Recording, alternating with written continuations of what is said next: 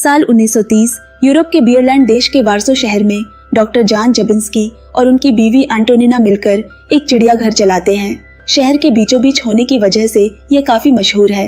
Antonina हर सुबह चिड़ियाघर घूमने आए लोगों के लिए खुद गेट खोलती और फिर पूरी जगह का एक चक्कर लगाती, एक एक जानवर से रोज मिलती, उनसे बातें करती।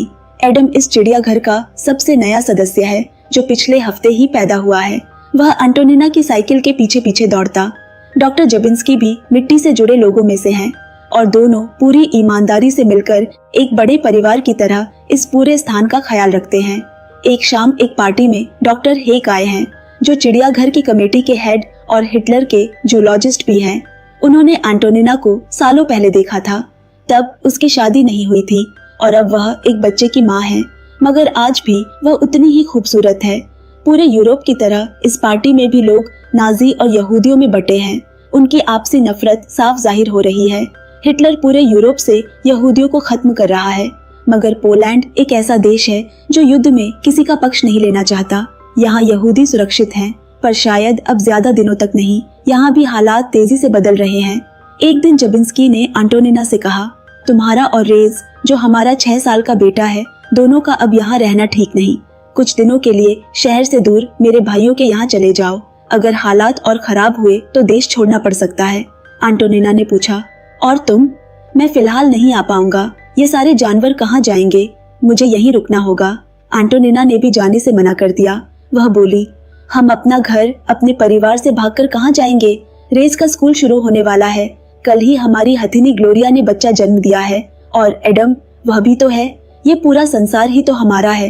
क्या इन्हें छोड़कर जाना सच में मुमकिन हो सकता है? जबिंस्की को उसके सामने हार माननी पड़ी। इसी तरह दिन गुजर रहे थे कि फिर आया 13 सितंबर 1929 का दिन, जब सुबह सुबह वार्सो शहर के ऊपर कई लड़ाकू विमान मंडराने लगे और फिर एकाएक कई बम धमाकों से शहर गूंज उठा। जमीन थरथरा उठी। चिड़ियाघर पर भी कई बम गिरे। जानवर डर से पिंजरे में इधर उधर भागने लगे, शोर मचाने लगे। पूरे चिड़ियाघर में आतंक का माहौल था। कई जानवर तो बम धमाकों में मारे गए और कई बेघर होकर खुले रास्तों पर निकल आए।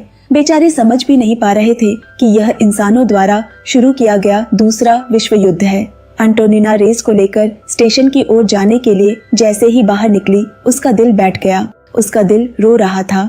कैसे कल तक जन्नत जैसी इस जगह को इंसानों ने तबाह कर दिया। स्टेशन पर हर तरफ अफरा तफरी थी। कौन सी ट्रेन कहाँ जा रही है, किसी को कुछ पता नहीं था। इतने में रेस की नजर उन्हीं को ढूंढते हुए जबिंस्की पर पड़ी। वह उन्हें वापस घर ले जा रहा था, क्योंकि शहर से बाहर जाने वाली सारी गाड़ियां बंद हो चुकी थीं। चिड़ियाघर अब एक हरे भरे बागीचे से जैसे श्मशान बन चुका था।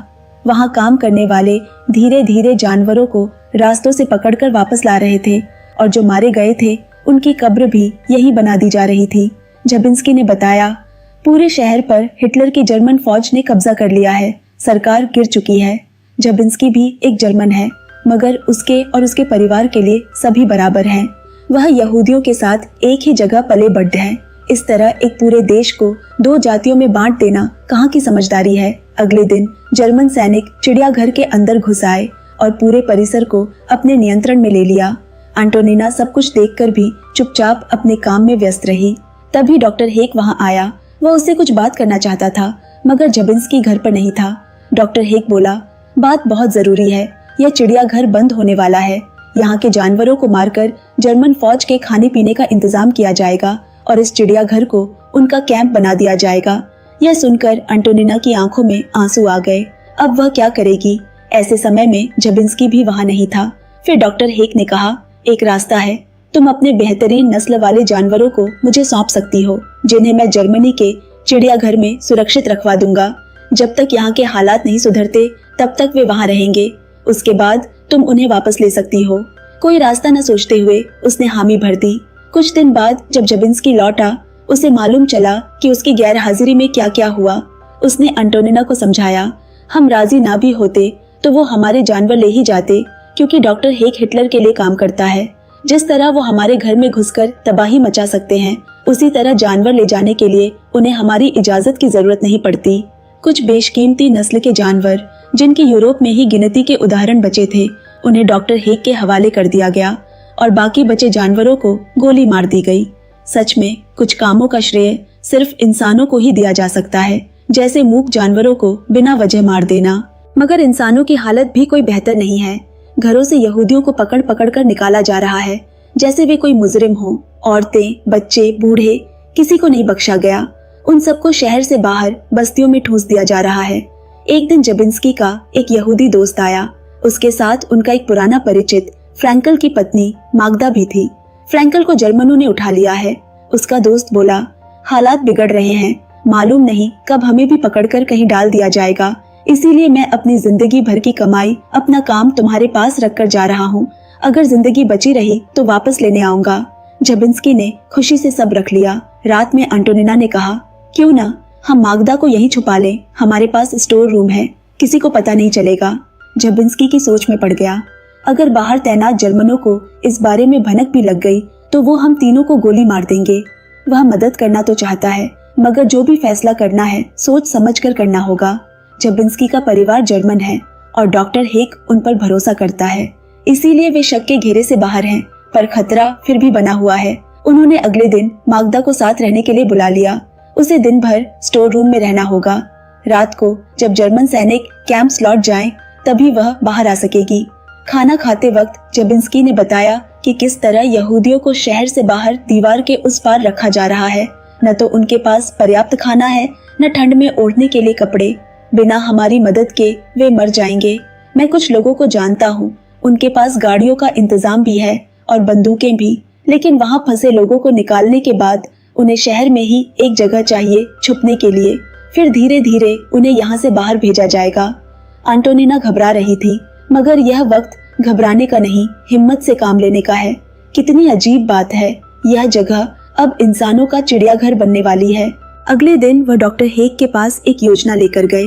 अब चूंकि हमारा चिड़ियाघर खाली हो चुका है, हम यहाँ एक पिग फार्म खोलना चाहते हैं, जिससे जर्मन सैनिकों को मीट की सप्लाई भी कर सकें। और पिग फार्म के लिए खाने का बंदोबस्त शहर के बाहर जो यहूदियों की बस्ती है, जो जर्मन सैनिकों के नियंत्रण में है, वहाँ के रसोई घरों से सब्जियों के छिलके हम यहाँ पिग्स को खिला सकते हैं। डॉक्टर हेक को यह बात पसंद आई। उसने भी एक प्रस्ताव रखा। कुछ बड़े जानवरों पर हिटलर एक एक्सपेरिमेंट चलाना चाहता है, जिसके लिए उन्हें जबिंस्की के यहाँ जगह चाहिए। उन दोनों को मजबूरन ये मानना पड़ा। अब अगले दिन ही जबिंस्की कूड़ा उठाने वाली गाड़ी लेकर यहूदियों की बस्ती पहुंचा। डॉक्टर हेक की परमिट की वजह से उसे वहां दाखिल होने में कोई तकलीफ नहीं हुई। अंदर का माहौल बहुत मायूस था, जैसे उम्मीदों ने वहां आकर दम तोड़ दिया हो। जबिंस्की की मुलाकात फ्रैंकल से भी हुई। वह भी वहां बंदी था। उसने माग्दा की सलामती की खबर दी। उन्हीं बंदी लोगों में एक था डॉक्टर कोर्सा, जो एक प्रसिद्ध यहूदी लेखक है, बच्चों की किताबें लिखता है और यहाँ भी बच्चों से घिरे रहना पसंद करता है। जब जबिंस्की ने उसे वहां से निकालने में मदद की पेशकश की तो उस भले आदमी ने मना कर दिया।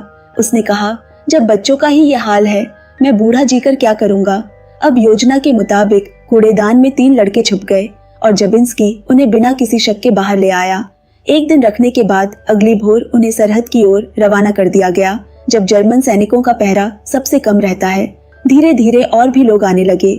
वे दिन भर बिना आवाज किए बेसमेंट में रहते, अधिकतर समय सोकर गुजारते, और जब आधी रात को एंटोनिना पियानो बजाती, सब ऊपर आकर बैठते, बातें करते। एक दिन डॉक्टर हेक अपने एक्सपेरिमेंट के लिए जगह की बात करने आया और इस बार भी जबिंस्की घर पर नहीं था।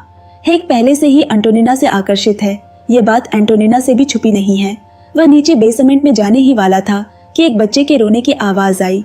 एंटोनिना ने उसका ध्यान भटकाने के लिए उसे गले से लगा लिया और फिर वह मुस्कुराकर चला गया। उसे मालूम है कि इसलिए कि आगे चलकर उसे बहुत बड़ी कीमत चुकानी पड़ेगी। इधर जबिंस्की यहूदियों को छुपाकर यहाँ लाने और शहर की एक बेकरी की दुकान में गैर कानूनी तरीके से उनके नकली आईडी बनवाने में व्यस्त रहता, और उधर एंटोनिना डॉक्टर हेक की बेरहमी के सामने लाचार है। चाहकर भी वह बगावत नहीं कर सकती, क्योंकि एक तरह से वे सभी इस वक्त उसकी मेहरबानी पर ही निर्भर हैं। अगर उसका भरोसा उठ गया तो बेसमेंट में छुपे कितने ही यहूदियों की जान खतरे में पड़ जाएगी।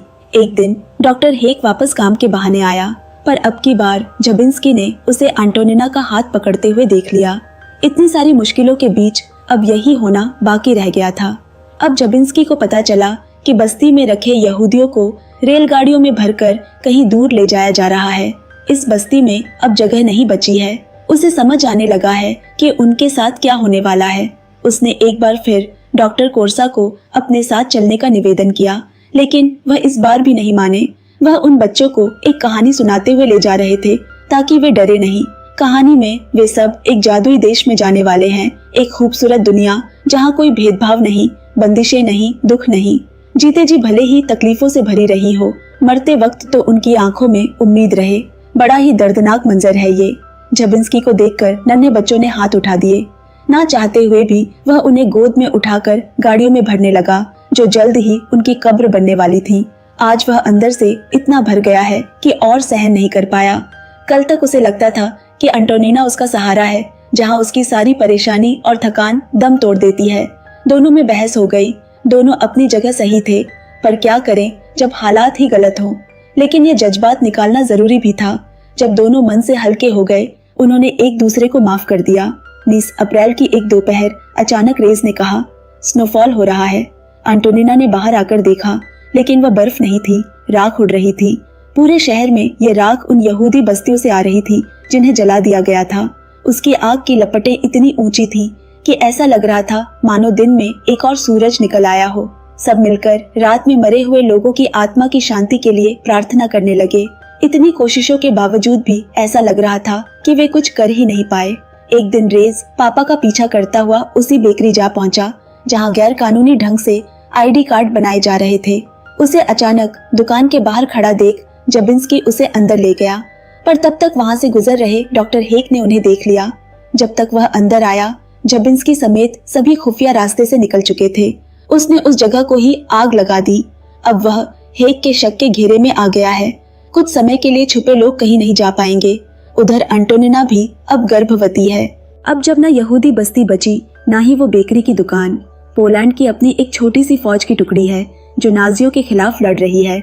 जबिंस्की और उसके दोस्त बंदूक लिए उनके साथ लड़ने रास्ते पर उतर आए। एक शाम जब वह वापस आया, आंटी नीनो ने एक सुंदर बेटी को जन्म दिया है। रेस ने उसे टेरेसा कहकर पुकारा। इतनी दिक्कतों और मुश्किलों के बीच एक खूबसूरत शाम। उनका पूरा घर उसकी किलकारियों से गूंज उठा। कुछ दिनों बाद खबर आई कि जबिंस्की को गर्दन पर गोली लगी है। उसे नाजी उठाकर कैंप ले गए हैं। तब से उसका कोई अता पता नहीं। रेस माँ को पकड़कर बहुत रो रहा है। जिस डर से वे इतने दिनों से भाग रहे थे, आज उसे सामना हो ही गया। आंटी नीनो को एक बार फिर डॉक्टर हेक के दरवाजे पर जाना होगा। उसके पास और कोई चारा नहीं। जब उसने अपने पति के बारे में पूछा, डॉक्टर हेक बोला, तुम लोग उस चिड़ियाघर में क्या छुपा रहे हो और बदले में मुझे क्या मिलेगा? आंटी नीनो के साथ जबरदस्ती हुई और वह चाह कर भी उसे रोक ना सकी। जब डॉक्टर हेक ने उसके चेहरे पर खुद के लिए घृणा देखी, वह एकदम से दूर छिटक गया। शायद आंटी नीनो को वाकई में वह पसंद करता था। डॉक्टर हेक के चेहरे पर गुस्सा साफ झलक रहा था। वह तुरंत वहां से भाग आई और बेसमेंट में छुपे सभी लोगों को जानवरों की गाड़ी में वहां से रवाना कर दिया, 7 साल की टेरेसा को भी। पर रेस अपनी माँ को अकेला छोड़कर नहीं गया और घर के अंदर भाग गया। उनके ट्रक निकलने के थोड़ी देर बाद ही डॉक्टर हेक एक फौज की टुकड़ी लेकर वहां पहुंचा। वहां उसे कोई नहीं मिला, लेकिन उनके छुपे होने के सबूत जरूर मिले। पर उसने आंटी नीनो को छोड़ दिया। पूरा वारसा अब जर्मन्स के दखल में है। आंटी नीनो अपने बेटे को लेकर बाकी यहूदियों के साथ सरहद की ओर निकल पड़ी। 1 साल बाद युद्ध खत्म हुआ। वे सभी अपने घर वापस लौटे। फिर से एक एक ईंट जोड़कर खंडहर हो चुके चिड़ियाघर को घर बनाया। और एक दिन जिसकी किसी को उम्मीद नहीं थी, वह हुआ। जबिंस्की वापस आया। वह जिंदा है। उनका परिवार फिर से पूरा हो गया। करीब 300 यहूदी लोगों की जान उन दोनों ने मिलकर बचाई और कईयों के लिए वह चिड़ियाघर साल भर से ज्यादा उनका घर रहा। 20 साल बाद आंटी नीनो और जबिंस्की को इजरायली सरकार की तरफ से युद्ध के दौरान यहूदियों की मदद के लिए राइटियस अमंग द नेशंस पुरस्कार से सम्मानित किया गया। उस चिड़ियाघर के दरवाजे आज भी लोगों के लिए खुले हैं। आज की कहानी खत्म होती है। दोस्तों, आज का एक्सप्लेनेशन कैसा लगा कमेंट में हमें जरूर बताना। बाकी क्या करना है आप जानते हैं, लाइक, शेयर और सब्सक्राइब। जल्द फिर मिलते हैं नेक्स्ट वीडियो के साथ। Till then, bye bye, love you and take care.